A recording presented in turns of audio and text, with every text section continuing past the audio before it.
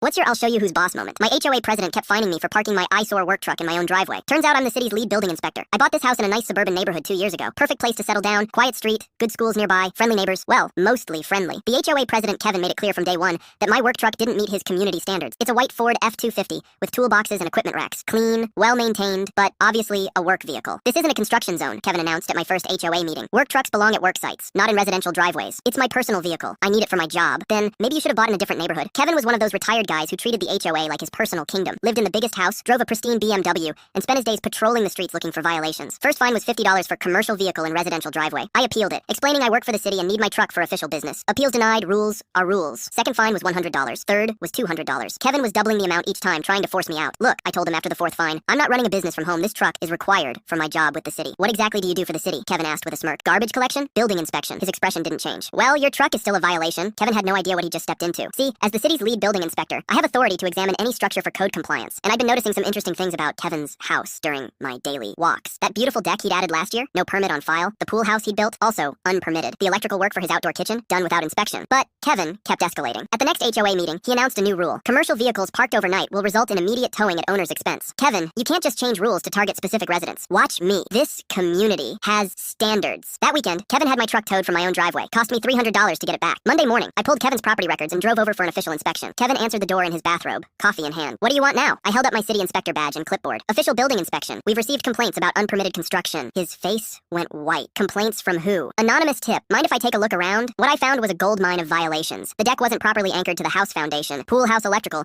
was completely DIY and dangerous. Outdoor kitchen gas lines weren't up to code. Kevin, I'm counting 17 separate building code violations. Some of these are serious safety issues. This is harassment. You're targeting me because of the truck. This is an official city inspection based on reported violations. Would you like to see my documentation? I showed him photos of each violation with detailed code references. You have 30 days to bring everything up to code or face daily fines of $500. $500 a day per violation. That's $8,500 daily until you fix everything. Kevin's arrogance evaporated instantly. Look, maybe we can work something out. The violations are already filed with the city. But here's the thing, Kevin. Getting permits and inspections for existing work costs about 3 times more than doing it right the first time. His hands were shaking as he looked through my violation report. How much are we talking? Probably $25,000 to fix everything properly. Maybe more if we find structural issues. I started walking back to my truck. Oh, and Kevin? My work vehicle will be parked in my driveway every night. Any more towing attempts and I'll schedule weekly follow-up inspections. Kevin resigned as HOA president the next week. Sold his house 2 months later, rather than pay for all the permit work. The new HOA president's first act was repealing the commercial vehicle ban. Sometimes the best way to handle a power trip is to show them what real power looks